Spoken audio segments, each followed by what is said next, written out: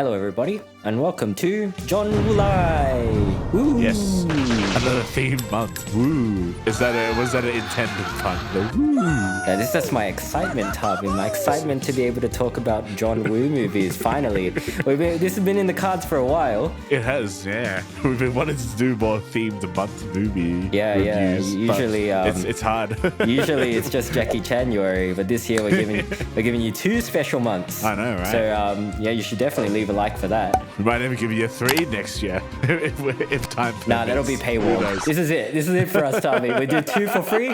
The rest you got to pay for. It's corporate guy. The woo. For the most corporate of parts. I love vertical integration. I love metrics, Thavy. But yes, throughout the month of July, we are going to be taking a look at 4 movies, one each week from the legendary director of Hong Kong action cinema, the one and only Mr. John Woo. I'm pumped, Thavy. Are you pumped? Yeah. John Woo is one of the finest action directors and, is the correct term. He's still alive, for the record, at time of recording. He's still alive. People who have listened to us have probably heard us talk about some of his later films, which are not the best. In fact, they're probably on the other end of the spectrum of the best. Which is unfortunate, because we love this director. And we do want to talk about his good movies, which happen to be the older ones. Everything before, I think, 92 was his last Hong Kong movie before going to America, which is this one. Yeah, this one, the one that we're talking about today. Yes, so we're going to be talking about Hardboiled today. But for those of you that may be unfamiliar with John Woo, I mean, if you've seen any Hollywood action movies post the 2000s, you've definitely seen the effect John Woo has had in action cinema. Uh-huh. Yeah, I mean, throughout the 80s and 90s, this man tore up the Hong Kong action landscape. He's the pioneer of heroic bloodshed in films and the gun fu genre in Hong Kong action cinema. Probably my favorite subgenre of action film, heroic bloodshed. Heroic bloodshed? It's a lot of fun. Yeah, I love it. How would you describe heroic bloodshed to somebody who's never heard of the term? For heroic bloodshed is usually a crime thriller where it would focus on either the criminals or cops. So it could always be like cops versus gangsters or undercover cops. There's always justice involved. Very strong, melodramatic, homoerotic scenes, often involving Chow Yun-fat and his co-lead. And this one, which is played by Tony Leung, another one of Hong Kong's finest back in the early 90s. Shang-Chi's dad is in this movie, Thavy. Yeah, Shang-Chi's dad. Yeah, that's right. Yeah. The film that is better than this one, right? Yeah, Shang-Chi. Yeah. There's no bloodshed in that, Thavy. Heroic or not, there's no bloodshed. There's just no bloodshed. Yeah, so this movie is the opposite of Shang-Chi in the fact that heroic bloodshed is often characterized in its action scenes, lots of explosions, lots of guns, lots of stunts, lots of diving through things and shooting people with a gun that has seemingly endless supply of ammunition. Yeah. And I fucking love it. Yeah. I don't care if it's not realistic. Yeah. I don't care if one guy could just charge into a building and just kill everyone without getting shot. I don't give a shit. Yeah. It is just so much fun. Yeah, it's the slow motion, it's the diving, it's the 2 guns. Yeah, it's the unlimited ammo. It's all that. It's when people get killed in heroic bloodshed movies, they get killed. They get fucking riddled with bullets. Yeah. It's Squib Central, mate. And I mean, John Woo was the driving force in this kind of cinema in Hong Kong in the 80s and 90s. Yeah. And throughout the 90s and 2000s, Hollywood definitely tried to ape his style. I mean, without John Woo, we wouldn't have Reservoir Dogs, we wouldn't have Desperado, we wouldn't have The Matrix, we wouldn't have Max Payne, we wouldn't have Mission Impossible 2. Well, we probably would have still gotten Mission Impossible 2 eventually, but we wouldn't have been as silly. A better one. You know what? I'm one of those few that actually like Mission Impossible. Me too. 1, because it is a John Woo movie, and 2, because it's set in Australia for some reason. Australia. Yeah. I mean, we might even talk about one of those Hollywood movies in the course of this series. Yeah, who knows? Who knows? But yeah, I mean, inevitably, John Woo himself made his way into Hollywood in the 90s after this film, 1992 classic Hardboiled. So this was John Woo's last Hong Kong film before he transitioned to Hollywood. This is the film that gave him the juice, the international recognition to make the leap to Tinseltown. And it's a fucking banger, huh? It is a fucking banger. We briefly talked about this during our review on Demon Hunters Holy Night. Yep. I keep forgetting that fucking movie's name. But you guys probably didn't listen to that episode because I keep forgetting the name of that movie. So that's a bad sign, isn't it? But this fucking movie, man. I wonder if this is my favorite action movie like of all time. It is just oozing in slickness, in coolness, in bloodshed, in themes, in cheesiness. Yeah. And even like, you know what? This movie has quips and shit as well, but they work so well in this movie. It is. I will have to admit, the one thing I don't like about this movie, and it's not actually the movie, but it's the poster of the movie. Oh, and he's holding the baby. Yeah, it looks a bit stupid. Yeah. That's probably the only thing I don't like about this movie is the poster. It's It looks a like small one part of of those. the film as well.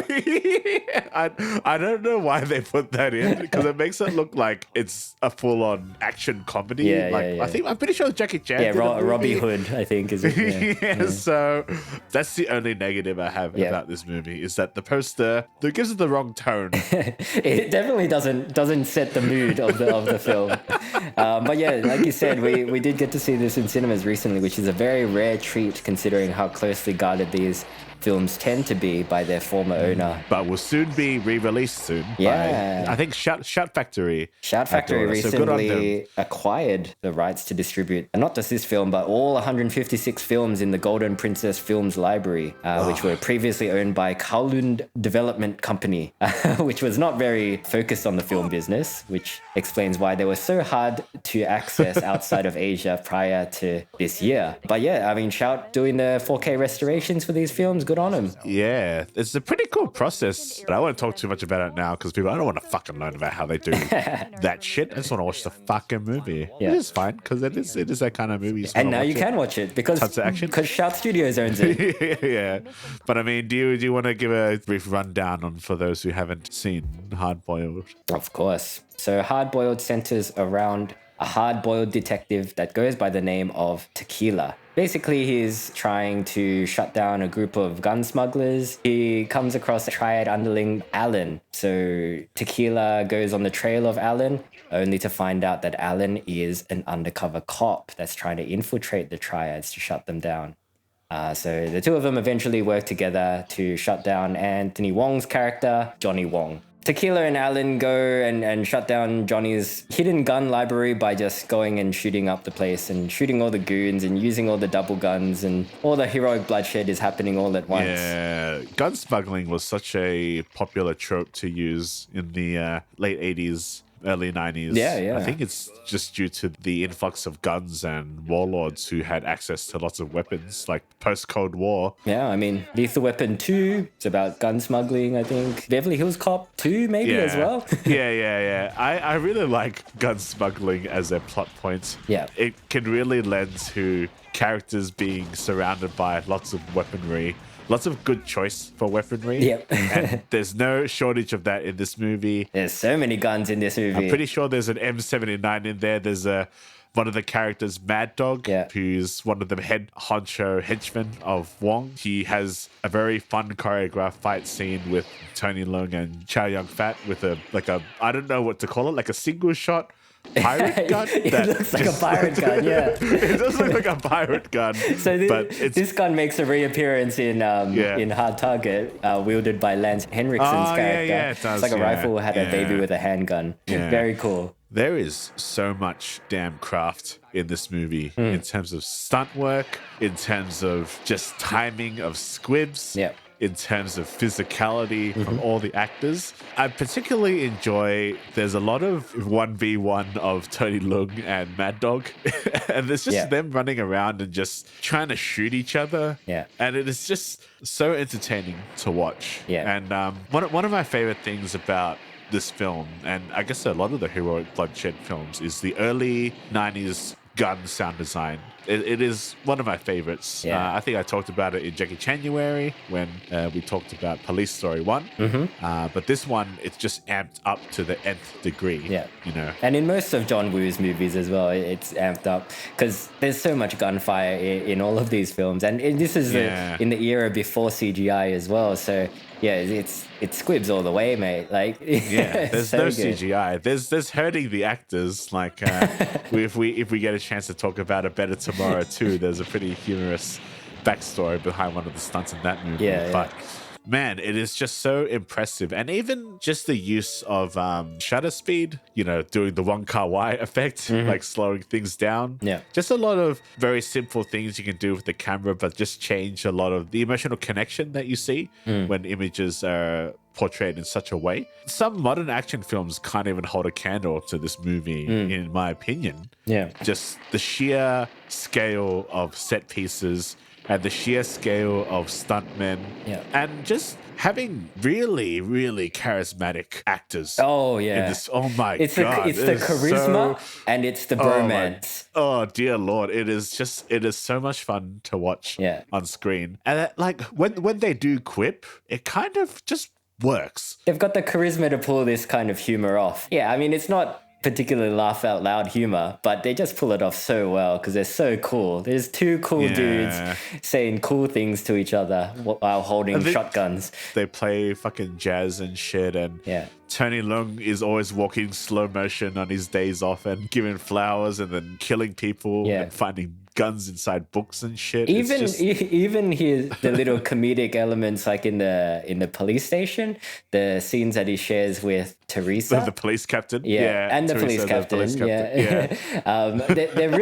they're really silly, but really funny as well. Yeah, there's just a lot of really fun character moments, and even the acting, man. Like Tony Leung and his eyes, like goddamn. I think this movie is very sincere, which makes it work. Yeah, there's no moment in the movie where they undermine the emotion that's going on. Circle back a bit, Tony Leung is an undercover cop, and he is working for one particular gang, but he has to betray them to get under the good eyes of Anthony Wong, Johnny Wong, or Johnny Wong, and he is forced to kill his comrades. Basically, he had been. Well, he's not really forced to kill his comrades. He's forced to kill his boss, his previous boss, Mr. Hoy. Yeah, but like it's always he's forced, but then he has to go all the way because he knows he needs to prove it to Anthony Wong that he is, committed to the cause. So there's obviously the stress of being like an undercover cop.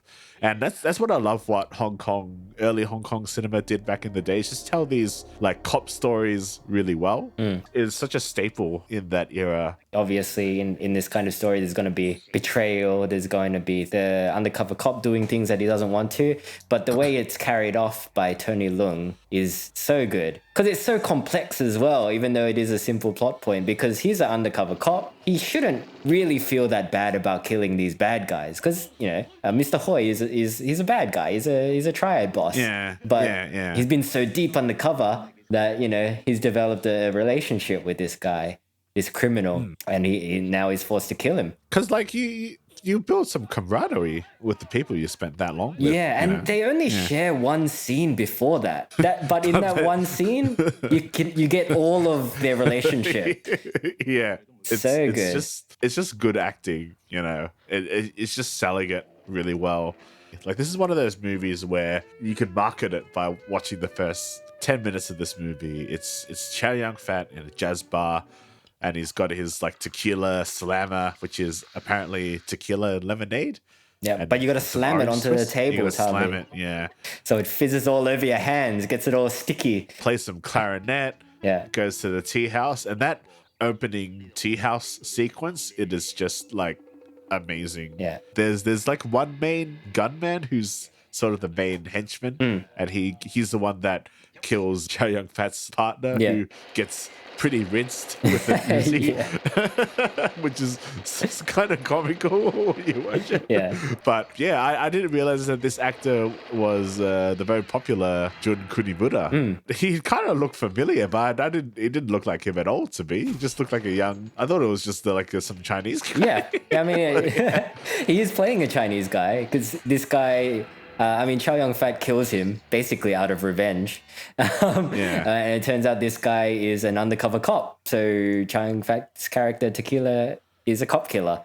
I mean, he didn't know, but still, I guess he wouldn't have known that this guy was an undercover cop because it's a Japanese guy. So that's somehow working for the Hong Kong Police Department. But that's neither here or there.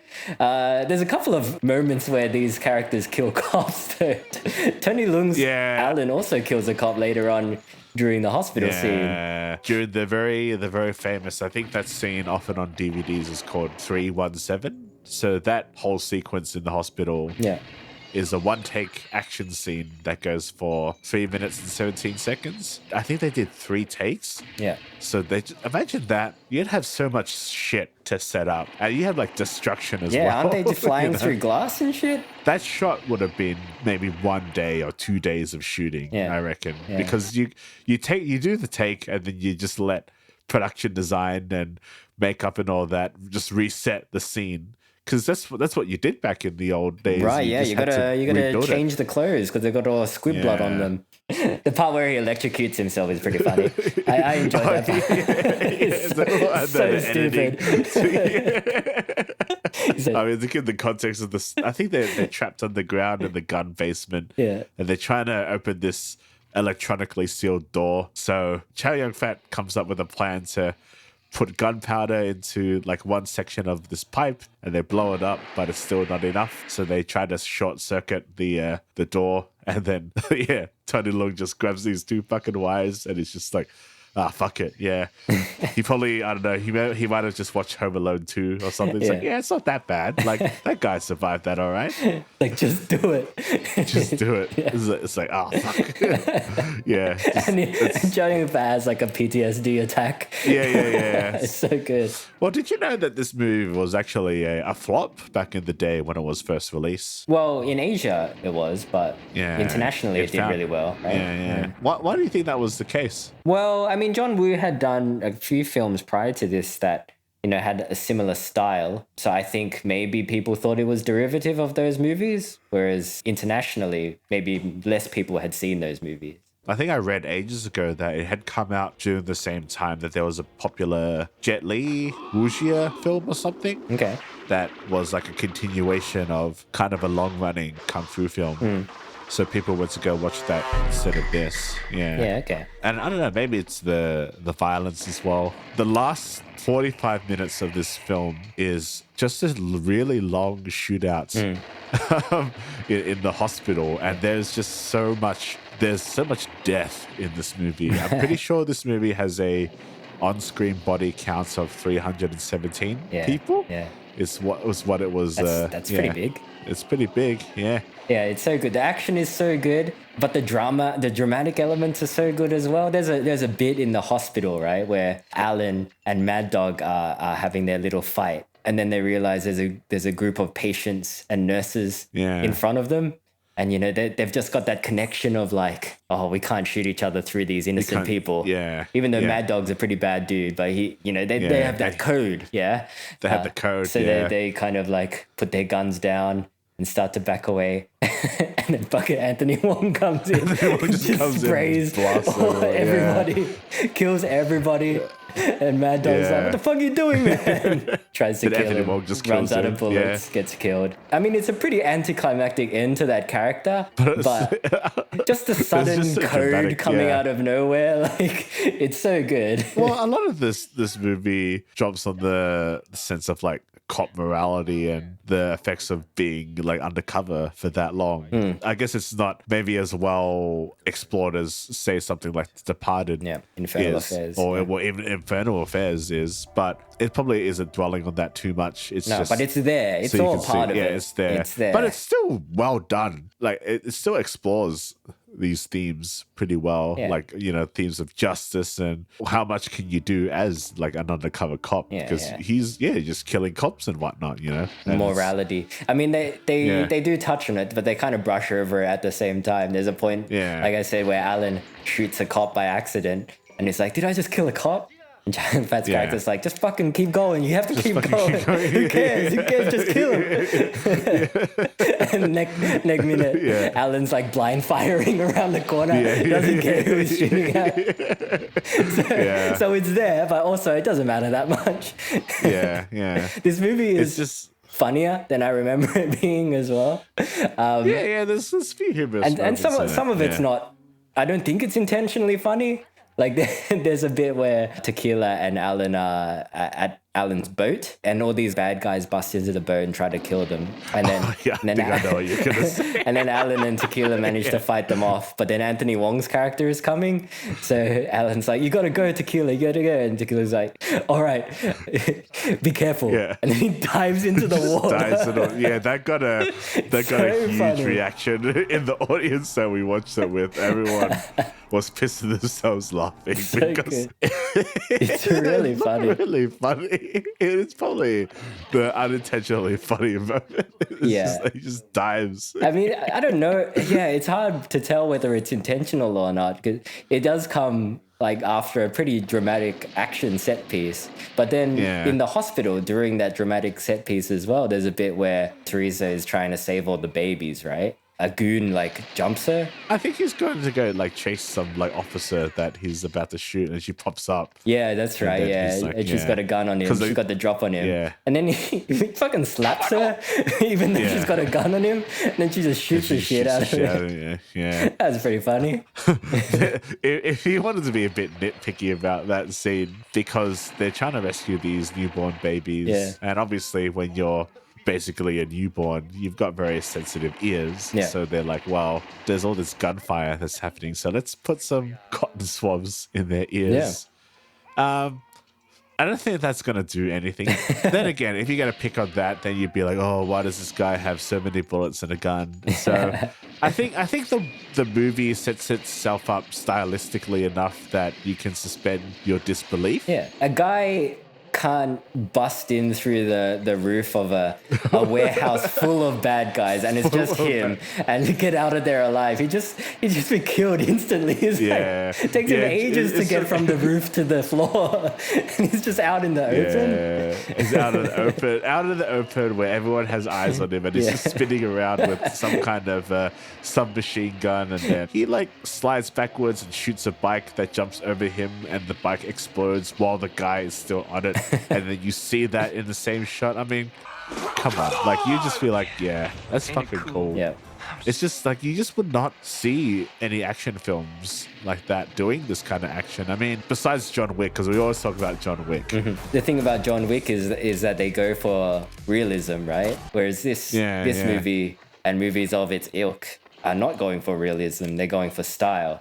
And they pull this style off in a way that can't really be done anymore. Even John Woo himself can't really replicate this movie or these kinds of movies anymore. I don't know if it's... I don't think people are into this kind of action anymore. The last thing I saw that was even close to it is the scene in Hot Fuzz where they pay homage to this kind of film. You know? So, and that scene is so cool. It's so absurdly silly. But it is. But it's well done. It is, and but it's also like meant to be a throwback. There's not many films that are doing this sort of in a sense earnestly. Yeah. And not even Hong Kong really does it. They do their like kung fu movies, but I think it's just hard to do because if you're not doing it practically and if you're doing a lot of CGI, it just doesn't look as good, unfortunately. Yeah. And again, it's the argument of, you know, safety for actors and safety for crewmen, but you kind of lose a lot if you're not actually doing it. Yeah, but it's also the level of violence as well. I think it really needs to be amplified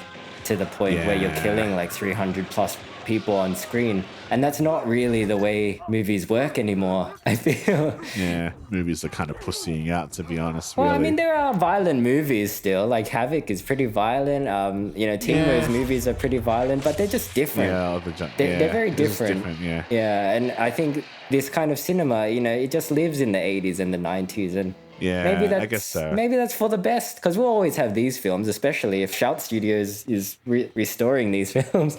So I don't know, man. Like, I don't know what it is about this film and films like John Woo's filmography of the 80s and 90s, but they're just impossible to replicate these days. They are dated within their time, but for me, this is a timeless film. I can watch this movie anytime and I'd never get sick of it. Yeah. And watching it in the theater just really, really solidified that.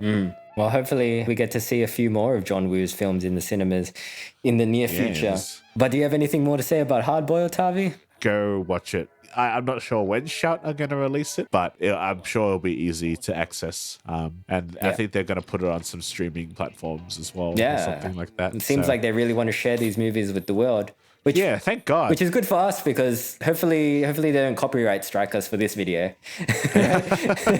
Well, I mean, it just brings a new audience to these really iconic action films that deserve it.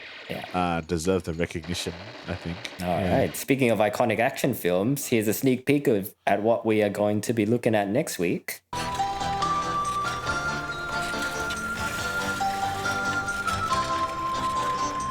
Good movie, probably. Nah, always good stuff. Yeah. Until the bad ones that we eventually cover. Maybe. We'll see. We'll see what happens. But yeah, thank you for listening to the first episode of John Woo Lai. If you enjoyed this video, maybe check out our weekly podcast, Two Asian Blokes, where we talk about Asian pop culture. It's available everywhere you get your podcasts. You can check out the episode where we ripped on The Killer remake.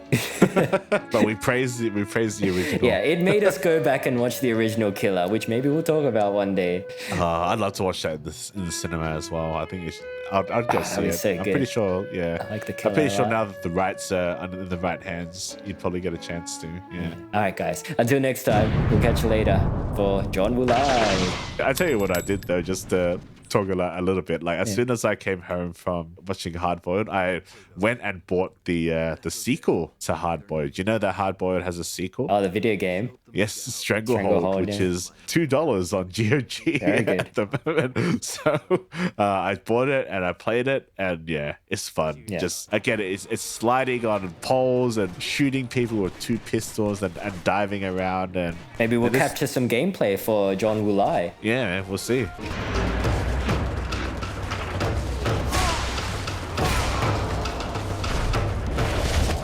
Don't you dare say woo!